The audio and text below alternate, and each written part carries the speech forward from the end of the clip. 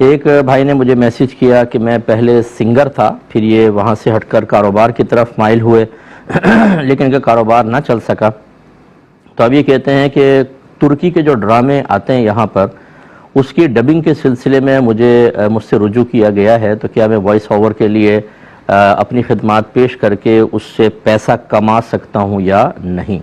تو میں نے اس پر ان سے پوچھا تھا کہ آپ کس قسم کے ڈرامے ہوں گے، تو انہوں نے کہا کہ ہر طرح کے ہوتے ہیں، اس میں کچھ رومانٹک ڈرامے بھی ہوتے ہیں۔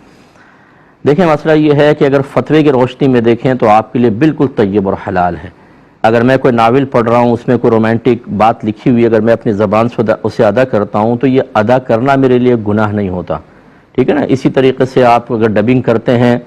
صرف آپ جملے جو آپ کی وائس ہے اس کو استعمال کرنے، وقت دینے کا آپ پیسہ لے رہے ہیں، تو یہ آپ کے لیے بالکل طیب اور حلال ہوگا۔ کوئی اسے کہاں استعمال کر رہا ہے اور کیسے استعمال کر رہا ہے یہ اس کا ہیڈک ہے۔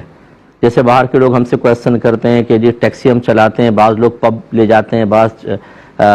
غیر مسلمین کی عبادت گاہ کی طرف جانے کا کہتے ہیں، تو کیا اگر ہم وہاں پر چھوڑیں گے تو گناہ گار ہوں گے کہ نہیں ہوں گے؟ اسی طریقے سے جو تعمیرات کا کام کرتے ہیں، بعض اوقات ان کو ایسی عمارتیں تعمیر کرنی پڑتی ہیں کہ پتہ ہے اس کے اندر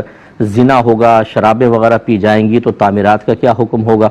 تو فقہاء نے آج کل کے دور کے اعتبار سے یہی مسئلہ بتایا ہے کہ اگر آپ برائی میں تعاون کی نیت نہ کریں تو آپ کے لیے بالکل صحیح ہے۔ اچھا، آپ کو جو یہ ان کا جو بھائی کا تھا،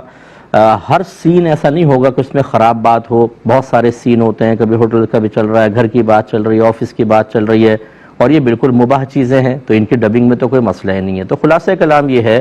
کہ اس طرح کے اگر کوئی چیزیں ہیں تو آپ بالکل ڈبنگ وغیرہ کر سکتے ہیں۔ آج کل ویسی روزگار کا اتنا مسئلہ چل رہا ہے تو ہم فتوے پر ہی عمل کریں گے۔ باقی رہا اگر تقوی پہ آپ چلنا چاہتے ہیں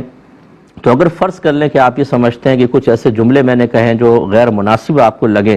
تو جو آپ کو پھر آمدنی اس میں سے تھوڑا بہت پیسہ آپ صدقہ کر دیجئے گا، اور ان کو اس ڈبنگ کے اوپر آپ صرف اتنے سین یا اتنے جملوں کی ڈبنگ پر احتیاطاً اللہ تعالیٰ کی بارگاہ میں توبہ بھی کر لیجئے گا۔ باقی فتوے کے لحاظ سے بالکل آپ کو اجازت ہے۔